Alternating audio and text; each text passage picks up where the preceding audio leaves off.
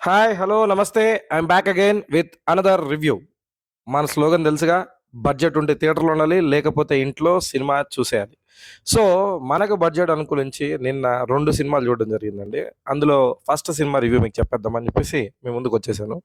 నేను చూసిన cinema 'good, bad, ugly'. Ajith act చేసినటువంటి ఈ సినిమా తెలుగు డబ్బింగ్ వర్షన్ కూడా రిలీజ్ అయింది. మైత్రి మూవీ మేకర్స్ వారు రిలీజ్ చేశారు. ఐ మీన్ ప్రొడక్షన్ చేశారండి. అండ్ ఈ సినిమా కథ విషయానికి వస్తే లైక్ రెగ్యులర్ టెంప్లెట్ స్టోరీ అండి. లైక్ ఫాదర్ గ్యాంగ్స్టర్, దాని తర్వాత వాళ్ళ వైఫ్ తనకు పుట్టిన కొడుక్కి గ్యాంగ్స్టర్గా తండ్రిని పరిచయం చేయడం ఇష్టం లేదని చెప్పేసి నువ్వు మారిపోయి రా అని ఒక కండిషన్ పెట్టడంతో అజిత్ జైలుకి వెళ్ళడం జరుగుతుంది.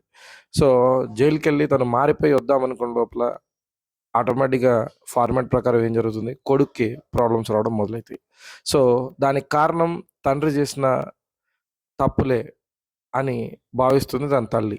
ఆ క్యారెక్టర్ చేసింది మన త్రిష గారండి. సో మనకి తెలుగు వాళ్ళకి చాలా సుపరిచితమైనటువంటి త్రిష ఉండడం వల్ల మనకి ఎక్కువ కనెక్ట్ అయ్యే విధానం ఉంటుంది. కానీ క్లైమాక్స్కి వచ్చేసరికి యాక్చువల్గా వాళ్ళ కొడుకు ప్రాబ్లమ్స్లో పడడానికి కారణం అజిత్ కాదు, త్రిష అని తెలుస్తుంది. ఐ మీన్ ఫాదర్ కాదు, మదర్ అని తెలుస్తుంది. సో ఎందుకు నేను మొత్తం స్టోరీ చెప్పేశానంటే, ఇందులో హైడ్ చేయడానికి ఏముందండి, రెగ్యులర్ టెంప్లెట్ స్టోరీనే కదా. సో చెప్పినా చెప్పకుండా పెద్ద ఫరక్ పడదని నాకు అనిపించింది.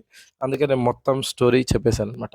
సో ఇంకా coming to the plus points of the film అండి, అజిత్ గారి యాక్టింగ్, దాని తర్వాత డైరెక్షన్ దీనికి ప్లస్ పాయింట్ అని చెప్పొచ్చు. ఎందుకంటే మనకి ఇంతకుముందు చేసినటువంటి మార్క్ యాంటోనీ అనే సినిమా డైరెక్టర్ ఈ సినిమా డైరెక్టర్ అండి.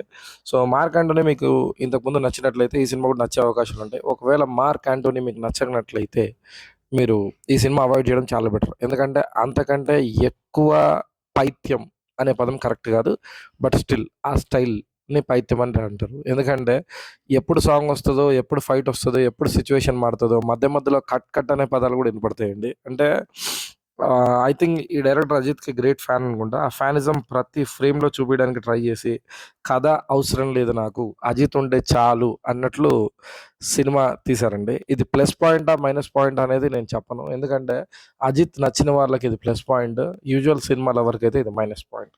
So this is my opinion. And coming back to the film review అండి, సినిమా అజిత్ కోసం అయితే చూసేయండి.